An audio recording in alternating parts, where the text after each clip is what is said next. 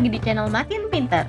Mau kalian sekolah swasta atau sekolah negeri, pasti pernah denger dong yang namanya Cleopatra. Banyak buku dan film tentang Cleopatra sampai kita nggak tahu lagi yang mana yang benar, yang mana yang hoax. Nah, sekarang gue bakal bahas tentang mitos yang paling terkenal si Ratu Mesir ini.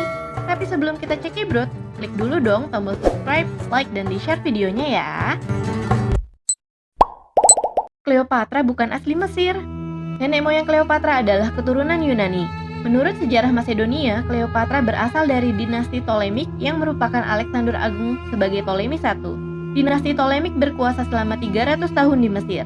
Dan orang Mesirnya nggak mempermasalahkan hal tersebut, karena sebelumnya Mesir dikuasai oleh orang keturunan Persia yang kepemimpinannya kalah bagus dari pemimpinan di bawah keluarga Alexander Agung. Semua keturunan keluarganya pun kebanyakan berbicara bahasa Yunani, bahkan semua dokumen kerajaan pada dinasti ini dibikin rangkap dua, yaitu bahasa Yunani dan Mesir. Cleopatra menikah dengan kedua adiknya. Insest merupakan hal yang lumrah dan normal untuk keluarga kerajaan zaman dulu, termasuk Mesir. Ayah Cleopatra adalah Raja Ptolemy XII yang disinyalir menikahi sepupunya atau adiknya sendiri, yaitu Ratu Trifanea Cleopatra VI. Ketika Cleopatra berumur 18 tahun, bapaknya meninggal dan dia ditunjuk sebagai penggantinya. Tapi syaratnya Cleo harus menikah dan pastinya sama adiknya. Cleo menikahi adiknya Ptolemy XIII yang berumur 10 tahun. Beberapa tahun kemudian ia meninggal, jadi Cleopatra menikah lagi dengan adiknya yang kedua, yaitu Ptolemy XIV.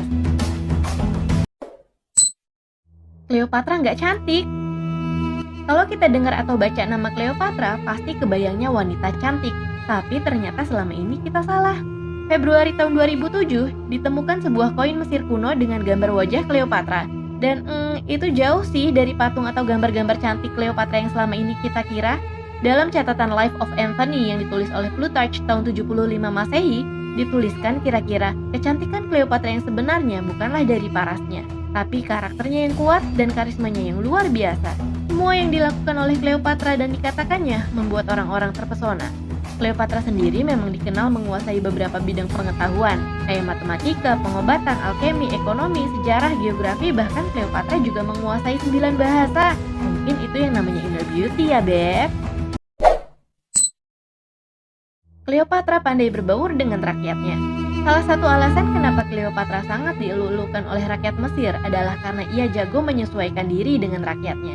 Sebelumnya kan tadi udah dibahas kalau dia itu bukan orang asli Mesir. Nah, sepanjang kekuasaan dinasti keluarga Ptolemik, Cleopatra ini satu-satunya penguasa dari dinastinya yang menerima dan melakukan aktivitas budaya lokal seperti berbicara bahasa Mesir, membaca hieroglif, memakai baju tradisional, menghadiri upacara dan festival lokal. Cleopatra membunuh semua saudara kandungnya. Loh, tadi katanya nikah sama adiknya. Iya nikah, tapi abis itu dibunuh, Beb. Adik pertamanya, Ptolemy XIII, berpikir untuk merebut kekuasaan Cleopatra yang resmi ditunjuk oleh bapaknya sebagai pemimpin Mesir. Ptolemy XIII minta bantuan Julius Caesar. Tapi Caesarnya malah kecantol. Terus nyuruh dia akur sama kakaknya dan ngebiarin kakaknya jadi penguasa. Kerasa dihianatin Caesar, Ptolemy XIII bertarung dengan Caesar di dekat sungai Nil dan berakhir ia tenggelam di sungai. Ya, secara nggak langsung sih Cleopatra ngebunuhnya. Yang kedua, Ptolemy XIV meninggal dengan pernyataan keadaan misterius yang sebenarnya diracuni oleh Cleopatra. Selain saudara laki-laki, Cleopatra juga punya saudara perempuan, namanya Arsinoe. Arsinoe meninggal setelah dieksekusi atas perintah Cleopatra, karena dia selalu ngebela dan ngedukung saudara-saudaranya yang laki untuk jadi raja. Kemudian setelah saudaranya meninggal, si Arsinoe ini menyatakan kalau dia adalah Ratu Mesir. Jadi eksekusilah orang mau ngekudeta. Mark Antony rela ngebatalin perang demi Cleopatra. Rasanya nggak mungkin seorang penguasa besar kayak Mark Antony ngebatalin penyerbuan yang udah disiapin kalau bukan karena alasan yang penting. Pas Antony mau berangkat perang, dia dikabarin kalau Ratu Mesir ini mau ketemu dia di kota Tarsus yang sekarang Turki. Pas pertama kali ngeliat, Mark langsung terkesima. Pada saat itu, Cleo menggunakan gaun dan berdandan seperti Dewi Asmara Yunani Aphrodite dan para pengawalnya pun didandanin ala Cupid. Yes!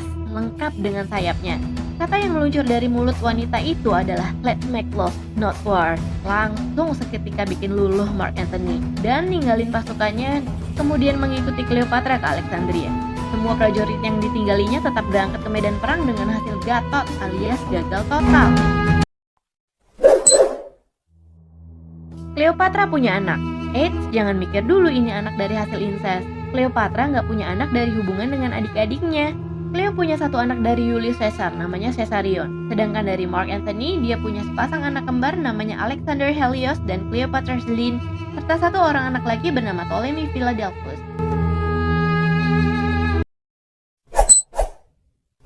Boros. Sedari dulu kayaknya udah wajar ya kalau orang kaya suka ngambur-ngamburin duit. 50% dari pendapatan kerajaan Mesir dipakai oleh Cleopatra untuk kecantikan dan barang-barang mewah. Bukan cuma buat dirinya sendiri, ratu ini juga ngabisin uang kerajaan untuk program mensejahterakan rakyatnya yang membuat Mesir, terutama kota Alexandria, jadi tempat yang paling sejahtera dan berkuasa pada zamannya.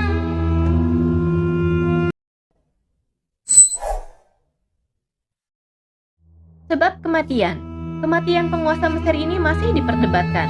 Mitos yang beredar adalah Cleopatra mati digigit ular. Diceritakan pada saat itu, Mesir didesak terus oleh pasukan Roma yang dipimpin oleh Octavian. Kemudian Cleo menulis surat kematian yang dikasih ke pengawalnya, terus bunuh diri deh dengan ular beracun yang menggigit dadanya. Anehnya adalah, racun ular nggak akan bisa membunuh dengan cepat. Diperlukan waktu minimal sejam agar orang yang digigitnya meninggal. Dan selama sejam itu, harusnya dia bisa menyelamatkan diri karena pada zaman itu dipercaya banyak tabib yang bikin dan punya penawar racun ular.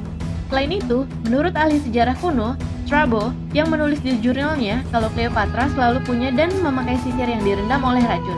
Jadi dalam jangka waktu lama, itu bisa bikin ratu ini mati keracunan.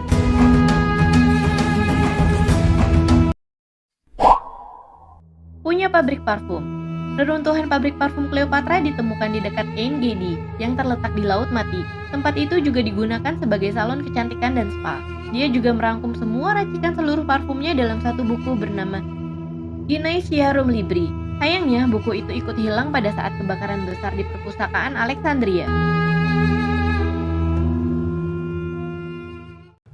Jadi Beb, fakta mana nih yang bikin kalian kaget? Coba ketik di komen ya. Jangan lupa juga buat klik subscribe, like, dan share video ini. Bye! Please don't forget to subscribe by clicking this button right here.